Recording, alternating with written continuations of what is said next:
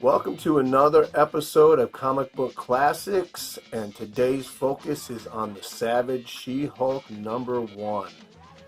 And she has such a unique story behind her creation. I'm actually surprised to find that not many people know about it. So hang out with me and let's learn about the unique history of this beautiful Emerald Goliath.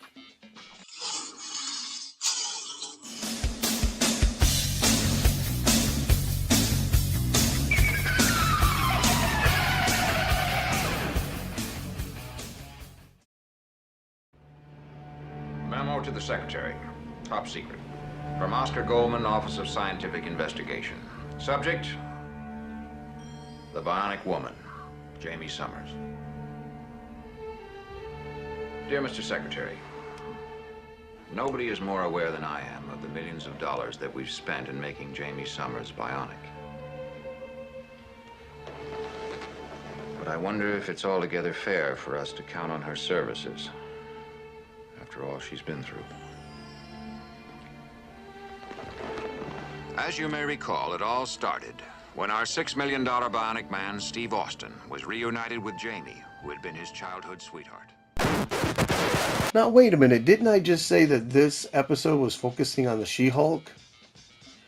Well, the truth be known that without the Bionic Woman, there would be no She-Hulk.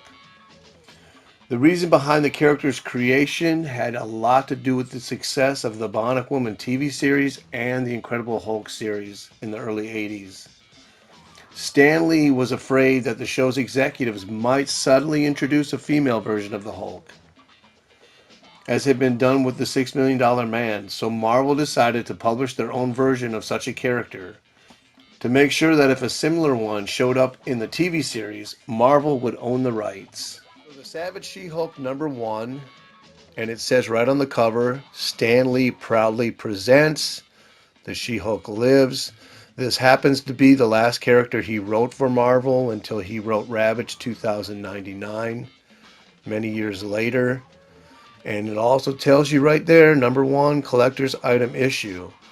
And it took a long time for that to come true, but this is kind of a hot book today. Then we open up with the title, She-Hulk Lives. The story is very formulaic.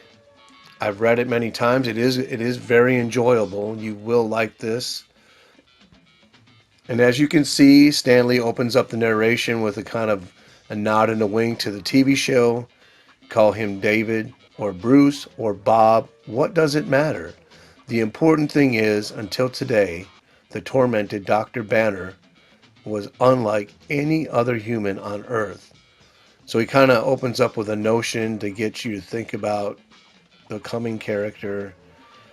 I can't hack it any longer, and we got Bruce Banner coming up to a building and walking in because he's going to meet his cousin, Jennifer Walters, who we've never met until this second panel. We've never heard of before. So all of a sudden, all these years since 1963, we have never heard that he had a cousin. So there she is. And she's surprised to see him, and they do the hellos, the hugs, start talking. And then on the third page, we get an origin of the Hulk, which is kind of a bonus. And I think we get a little more than we knew about the origin, where he gets betrayed by one of his colleagues when he's trying to save Nick Jones. So like I said, it's very formulaic. They walk to the car, they discuss what's going on in their lives, and she explains that she's on a case. Well, the guy's innocent. He's been set up. So what do we see? We see a hand in a panel. The next page, we get the classic John Buscema bad guys from the 70s, the Quinn Martin-looking bad guys with suits and ties. And then Jennifer gets shot in the back, which, comic code, we see no blood. Bruce Banner picks her up and quickly carries her to somewhere where she's protected and they can get out of the sight of the bad guys.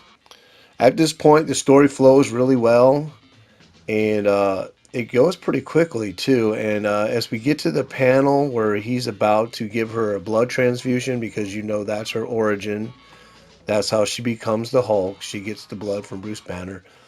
So he quickly gives her a transfusion because you know Bruce Banner is a doctor.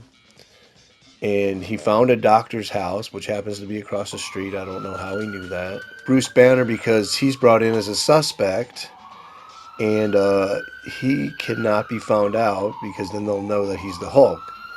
And he starts to get mad. So here we go. We're going to get a Hulk appearance, you know, a big guest star.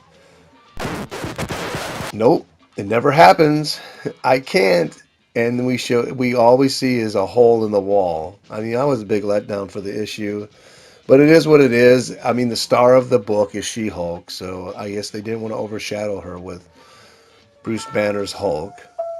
And then you see we got a panel here, kind of and then we get a panel here, kind of another nod and wink to the TV show where he's kind of on his way. He'll be blending in with the crowd and drifting to another town.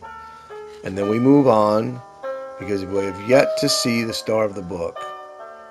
So the Quentin Martin production bad guys come in dressed as doctors. Time for your medicine, Miss and Walters. they start to give her some chloroform. You're not doctors. And what happens? She gets No, angry. stop, no, and then she turns into the She-Hulk. And one of the guys yells out, "She looks like some kind of She-Hulk!" Well, that's not quite the end of the issue. But I had to leave a little bit of a reason for you to pick up this copy and read it yourself. Thank you for joining me on this episode of Classic Comics. Happy hunting, and we'll see you on the next episode.